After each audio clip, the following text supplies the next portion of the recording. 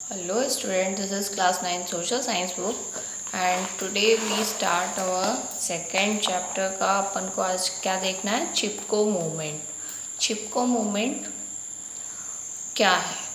The Chipko movement proved a successful strategy for protecting natural resources. The Chipko movement क्या है? एक successful strategy है किसके लिए? नेचुरल रिसोर्सेज को बचाने के लिए, जो हमारे प्राकृतिक संसाधन है। It is not only a movement to save trees, ये केवल पेड़ों को बचाने के लिए नहीं किया गया था, but it also provide the basis for permanent economic welfare in terms of food, grass, fuel, fertilisers and clothing. इसकी वजह से food, grass, fuel, fertilisers and clothing, ये सभी चीज़ें जो हमारी परमानेंट इकोनॉमिक वेलफेयर है, ये इन सब को भी बचाया है चिपको मूवमेंट के through. By making a demand for total transportation in land policy, क्या हुआ था कि लैंड पॉलिसी में टोटल ट्रांसपोर्टेशन मतलब जंगलों को काट के लोग बाग उसमें अपनी कोई भी कंपनी, कुछ भी कोई इंडस्ट्री वगैरह डालते थे डायरेक्टली। तो क्या हुआ, the scope of this movement is not confined to India. ये केवल इंडिया बस में नहीं है ये movement, Chipko movement, but it extend to, ये मूवमेंट स्विट्ज़रलैंड में भी पहुंच गया, जर्मनी और हॉलैंड में। Women's participation in this movement is remarkable.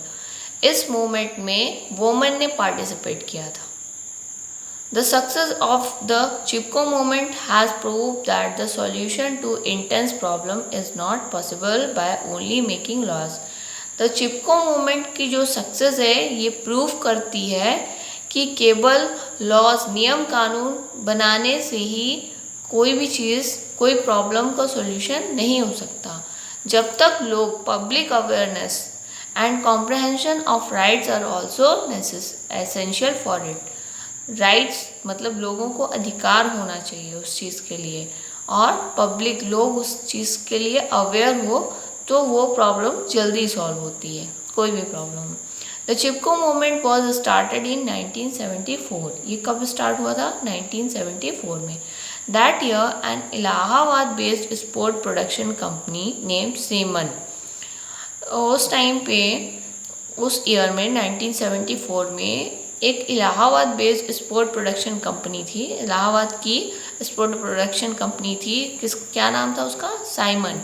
Was given contract, इस कंपनी को कॉन्ट्रैक्ट मिला था पेड़ों को काटने के लिए। और कहाँ के? एंगो स्पीशीज़, जो चमोली डिस्ट्रिक्ट में एक एंगो स्पीशीज़ पाई जाती थी, उसको काटने के लिए उन पेड़ों को। The wood of the trees of Angu species is use to make agriculture tool. इस एंगो स्पीसीज के जो वुड थे, मतलब इसकी जो लकड़ी थी, वो किस में यूज़ आती थी? एग्रीकल्चर टूल्स बनाने की उसमें। The use of this wood was prohibited for local people.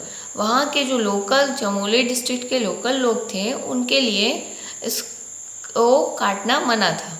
The decision to auction of hundreds of acres of forest area in Ranigaon of Chameli created much dissatisfaction among people। तो इसकी वजह से जो रानीगांव, चमोली का रानीगांव था, वहाँ पर लोग बहुत ज़्यादा इससे डिससेटिस्फाइड थे। The forest department try to pacify their revolt.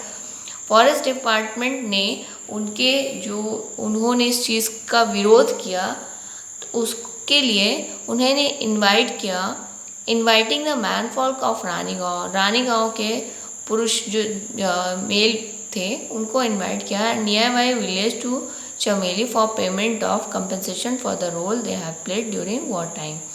और मतलब रिश्वत देने की कोशिश की कि आपको जितना पैसा लेना हो ले लीजिए। At the same time the forest workers and labourers reach Ranigaon to cut trees.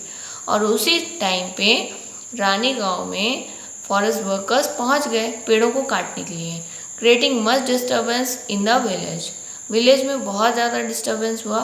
In the absence of man folk, जब लोग वहाँ के पुरुष सभी चले गए, तो जो एन ऑर्डिनरी वोमेन, एक वोमेन थी Gaura Devi, came forward to resist cutting of trees. वो आई सामने और पेड़ को काटने के लिए मना कर दी। She went door to door, सभी घर घर वो गई, लोग गर्ल्स को, वोमेन को मोटिवेट की उसने। Under the leadership of Murari Lal and Gaura Devi, Murari Lal और गौरा देवी ये दोनों मिलकर 27 वुमेन और गर्ल्स ने पेड़ों को बचा लिया। Thus a non violence technique of Chipko, मतलब चिपको मूवमेंट में क्या हुआ, नॉन वायलेंस टेक्निक का यूज़ किया गया टू सेव ट्रीज, पेड़ों को बचाने के लिए, under the leadership of Gaura Devi. और इसकी मेन लीडर कौन थी, गौरा देवी।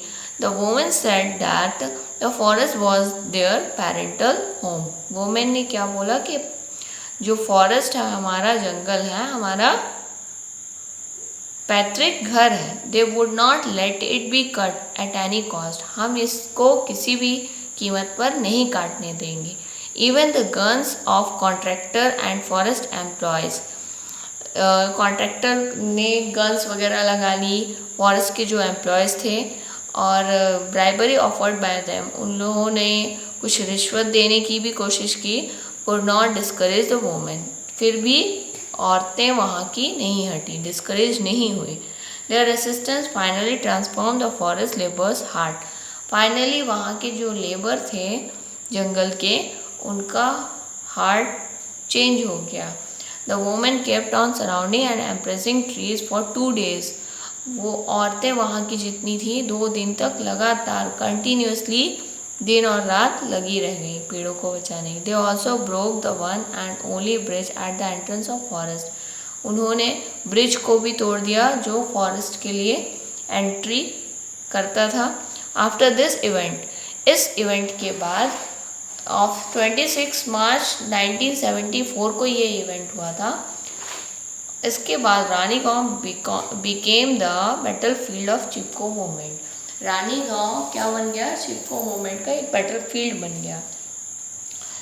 All over the Uttarakhand people witnessed a new zeal to protect forest after this event, Uttarakhand के जितने भी लोग थे सभी अपने फॉरेस्ट के लिए फॉरेस्ट को बचाने लगे। Afterward Shri Sundarlal Bahuda walk 2800 kilometre in order to speed up this movement, इसके बाद सुंदरलाल बहुड़ा जो थे उन्होंने 2800 किलोमीटर इस मूवमेंट को लगातार पैदल चल के कंप्लीट किया। Looking at the direction intensity of the movement, the state government, अब इस डायरेक्शन और इस मूवमेंट की इंटेंसिटी को देखते हुए द स्टेट गवर्नमेंट ने फाइनली बैन कर दिया felling of forest in Ranigaon area, कि रानीगांव एरिया में कोई भी पेड़ नहीं काटे। And practising of giving contract also came to an end, और जो कॉन्ट्रैक्ट मिला था वो भी ख़त्म हो गया विद द एस्टैब्लिशमेंट